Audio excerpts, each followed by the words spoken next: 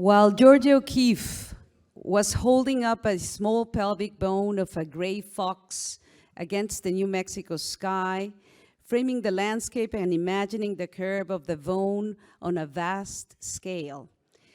Henry Moore, 11 years her junior and halfway around the world, was also holding up a small bones, maquettes, and other objects against the sky, imagining them any size and peering through their apertures to the open landscape and sheep fields of Hertfordshire. O'Keeffe and Moore amassed great collections over their lifetimes of animal skulls and bones, gnarled tree roots and twisted driftwood, smooth and hollow rivers and flint stones, internal coils of seashells and interlocking pebbles, and unusual stone concretions. Both O'Keeffe and Moore had very long careers, during which they lived and worked in a variety of locations. For this project, we have recreated O'Keeffe's studio at Ghost Ranch, about 60 miles from Santa Fe, using the furnishing and actual objects from the studio around 1946, most of which are now cataloged and housed meticulously in the archives of the Georgia O'Keeffe Museum. Like O'Keeffe, Moore had a number of studios and eventually settled in a home and studio surrounded by open landscape.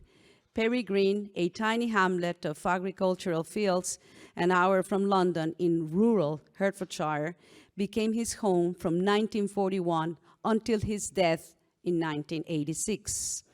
Here, Moore maintained several studios, most converted from agricultural sheds or barns. Conceptually, bones often serve as reminders of the fragility and temporality of life, but they also embody a density and resiliency. Skulls, in particular, contain a complexity of intricate internal parts contrasted by a hard external shell, with apertures enabling peering through the forms. O'Keeffe frequently contrasted these forms with other objects, such as simple fungus, loose feathers, poinsettias, or a single morning glory.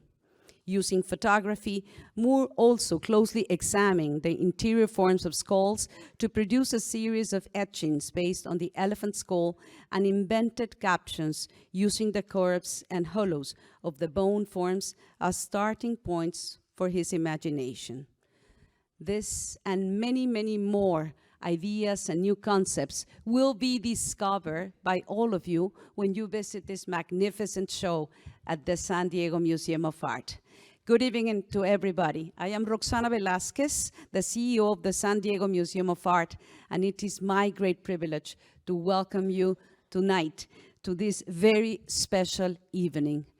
Last night, we opened a show that has been prepared and has been thought and created and curated by Anita Feldman. And this is a project, a very, very awaited project, and it all started when Anita Feldman joined the team at the San Diego Museum of Art. And I will be tonight having the privilege of introducing her.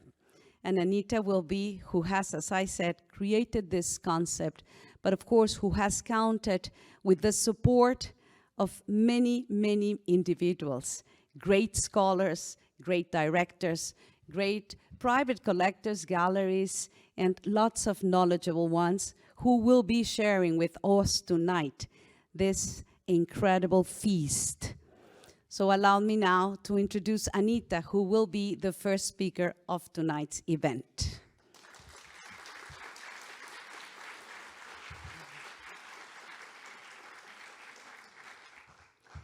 Anita Feldman joined the museum as Director of Curatorial Affairs in 2014.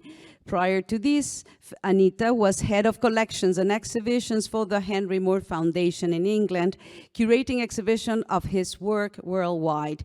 She has collaborated with Tate Britain, London, the Kremlin Museum in Moscow, the State Hermitage Museum, St. Petersburg, the Musée Rodin in Paris, and the Rijksmuseum in Amsterdam, as well as many other museums throughout Europe and the United States. South America, China, and Japan. She was responsible for managing a collection of more than 15,000 objects, including French Realist, Impressionist, and Post-Impressionist paintings, arts from Africa, pre-Columbian, and archaic Greece, as well as Henry Moore's home, studio, and sculpture park in rural Hertfordshire. She served on the senior management team of the foundation and as a director of Foundations Trading Company, member of the Grants Committee, and member of the Henry Moore Authentication Committee. Feldman wrote her thesis on Richard Serra at the Courtauld Institute, University of London, where she also studied the development of modern art in France. Prior to this, she received a degree in American art and modern art at the University of California, UCLA, where she organized exhibitions from Los Angeles County Museum of Art. Her publications, which are multiple, include the definite books on Moore's textiles and his original plasters, as well as a new perspective on Rodin and exhibition catalogs worldwide. Since arriving to Mrs. Feldman, we have all been amazed by the transformation of the galleries, the selection of the pieces, the real connection that she has brought to San Diego, inviting distinctive contemporary artists from Tim Shaw to Fernando Casasempere. She has, of course, Richard Deacon. What you see is what you get. She created this project. So allow me, with a big applause, to recognize the talent of Anita Feldman, our deputy curator.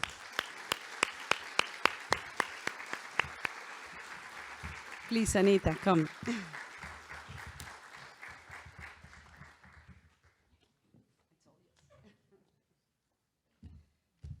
Thank you so much, Roxana. It's really a great privilege to be standing here before all of you. Thank you so much for coming.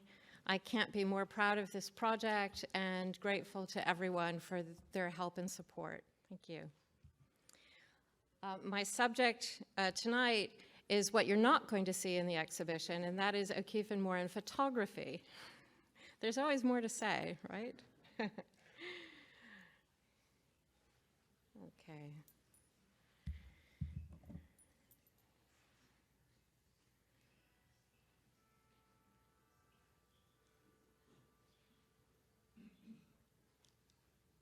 I haven't seen one of these before.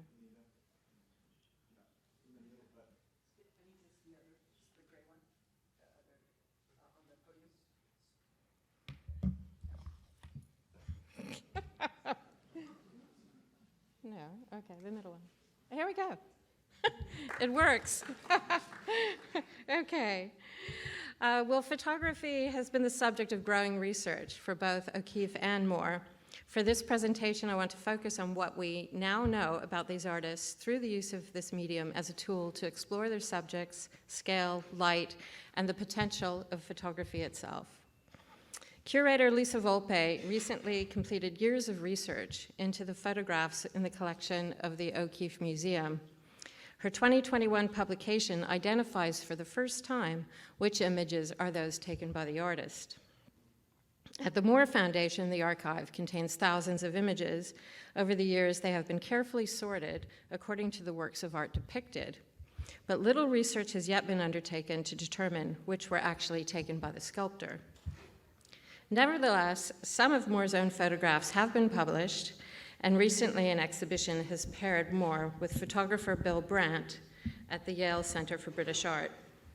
Here, both artists are seen with their shared favorite cameras, a 35mm Leica, and photographed by close friends, professional photographers Todd Webb and John Hedgecoe. Both O'Keeffe and Moore were challenged by the technical proficiency required by cameras at the time and kept notes on their efforts. Volpe remarks that O'Keeffe's notes were dictated by Todd Webb, that he would process her negatives and create test prints, and that they often shared cameras, and consequently their works sometimes appear on the same contact sheets. Moore's notes appear in a sketchbook amongst his ideas for sculpture, bearing inscriptions such as, "Remember, it makes a lot of difference how near to the window for length of exposure. Almost all the ones taken on this last batch were underexposed." He was aware of the power of photography in the promotion of his work and bought his first camera in 1932.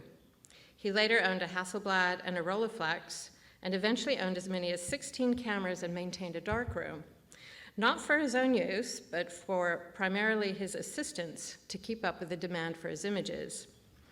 A few of Moore's professional photographers were also close friends and returned to Perry Green repeatedly over decades to photograph him and his work, including David Finn, John Hedgecoe, and Errol Jackson.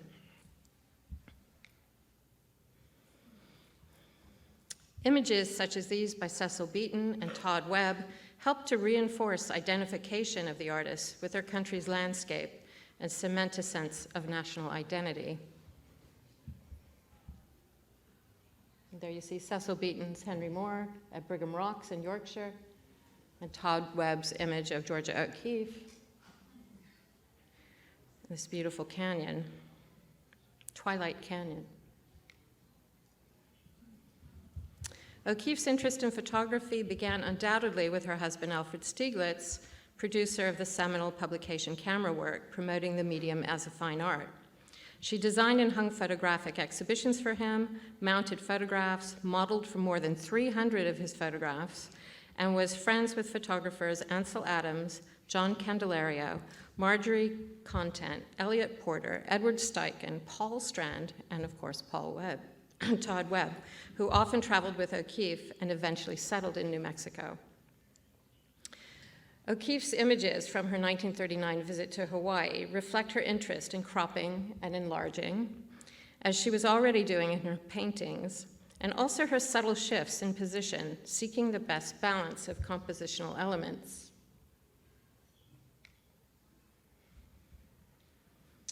Moore frequently used photographs taken by others as well as his own images, which adds to the difficulty in attributing his photography. Here an image by Sheila Gregory of a rock formation in Yorkshire is paired with one of his two-piece reclining figures.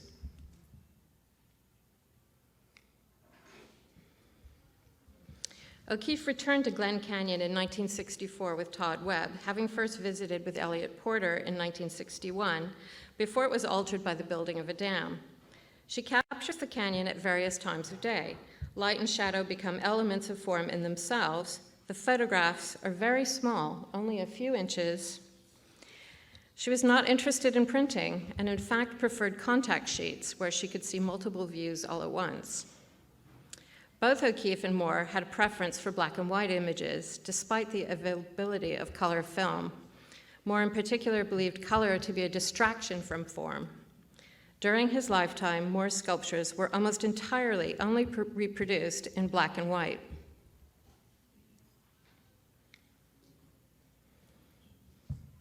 Both O'Keeffe and Moore scrutinized the forms of nature. Here, trees found on walks in the landscape surrounding their homes. On the left is O'Keeffe's photograph of an old sage tree alongside Moore's etching based on similar photographs of trees in Hertfordshire, which include a medieval wood. The far right image was taken by Errol Jackson in 1981 under Moore's direction, when the sculptor was 83 years old and physically unable to continue his regular walks through the grounds. Jackson notes, "Moore asked me to drive him into the field. We drove very slowly up one side of the quarter-mile hedge and then down the other side, where he pointed out to me the roots of the overgrown hedge trees. My difficulty was that the roots were well in the shadows. He would not have liked flash illumination, which would have flattened their sculptural appearance."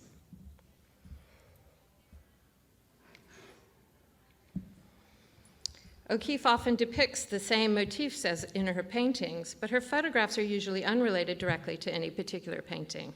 Here, a Polaroid in the mid-60s, she returns to the subject of the lone skull positioned vertically, 3 decades after her series of skull paintings.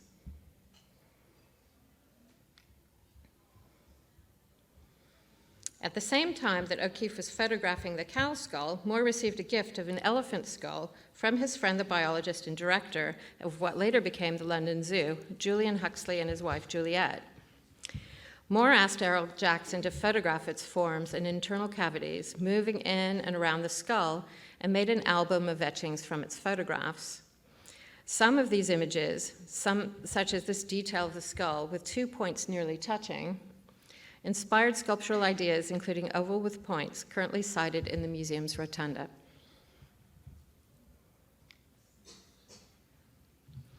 Just as O'Keeffe made over 20 paintings and drawings of the Salita door at Abiquiu, she also photographed the subject numerous times.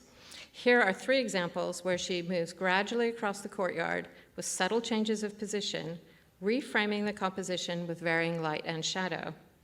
This continual exploration of a subject, while a main characteristic of O'Keeffe's photographic work, is also a feature of Moore's photography.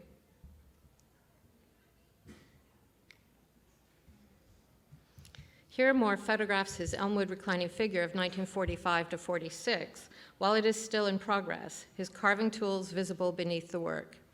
He also shifts his position, capturing different angles while moving around the sculpture, with close-ups cropping the form and rendering surprising glimpses of the hollows, and changing light and shadow.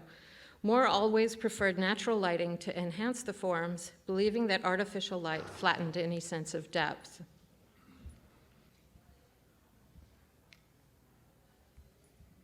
These explorations continue with his photographs of a figure made for the Festival of Britain in 1951. The festival, to celebrate the modernism of Britain in a new post-war age, featured this sculpture sited near the main pavilion. It was, Moore stated, the most successful work of his to date, in which the space between the forms was just as important as the forms themselves. He photographs the work to accentuate this quality, so that we can peer through the sculpture to its surroundings, here his home and garden in Hertfordshire, before siting it at the festival.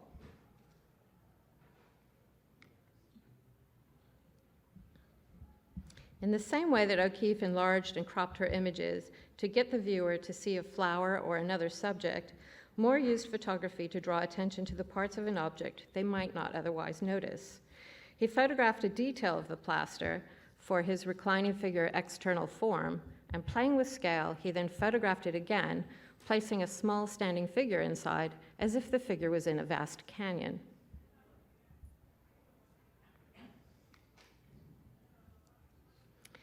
Using bones, okay, hold on.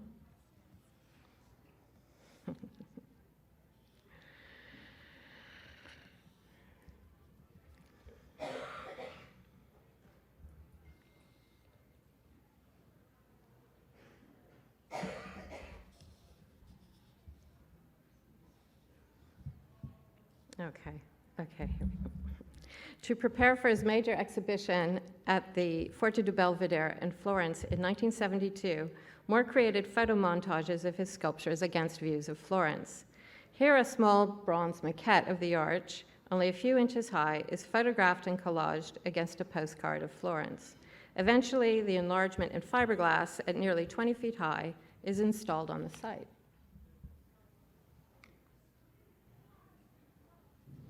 Using bones he collected from a stew pot, Moore created the plaster on the right, and then had it photographed against a stormy sky along sight lines drawn in pencil to make it appear as if one were inside a massive canyon valley.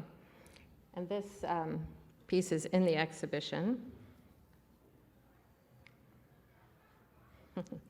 This is my favorite juxtaposition of images. These images reveal the shared sense of humor and scale that they both enjoyed. O'Keeffe playfully holds up a piece of Swiss cheese and returns our gaze through a hole, just as she would hold up pelvic bones against the sky, framing the landscape. Likewise, Moore photographs his maquette for 3 standing figures in Battersea Park against the farmyard of Perry Green to make the figures appear life-size, and in this shot allows us into the secret by including his curious cat.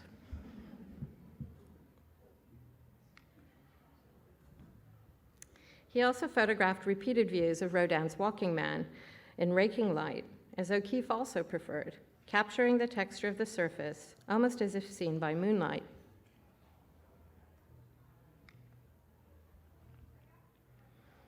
You'll recognize this from the exhibition too. Recalling his first visit to Stonehenge by moonlight decades earlier, Moore created a series of lithographs based on photographs. Turning a lithographic proof on its side, the gap between the stones now becomes a river and was used as a landscape in a portfolio accompanying the poetry of W.H. Auden. This spirit of invention and reinvention is similar to that of O'Keeffe, with depictions of a road in Abiquiu as seen from her bedroom window.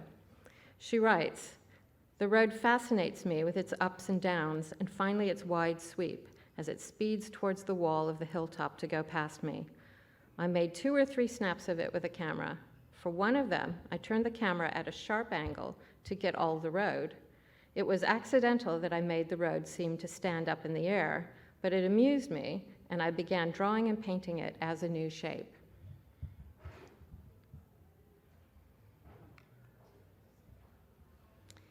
Moore enjoyed experimentation. Here he has taken a photograph of a flint, made a collage with it, and drawn both on the paper and on the photograph with charcoal, gouache, ink, and chinograph, transforming it into an animal head.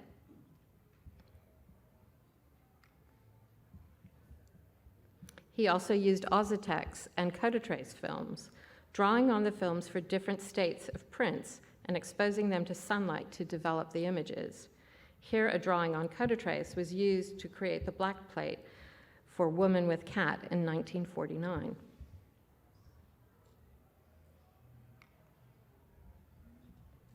Finally, perhaps the most poignant photograph by either artist is this tiny image, only a few inches by O'Keeffe, of the view from her room at the Waldorf Astoria.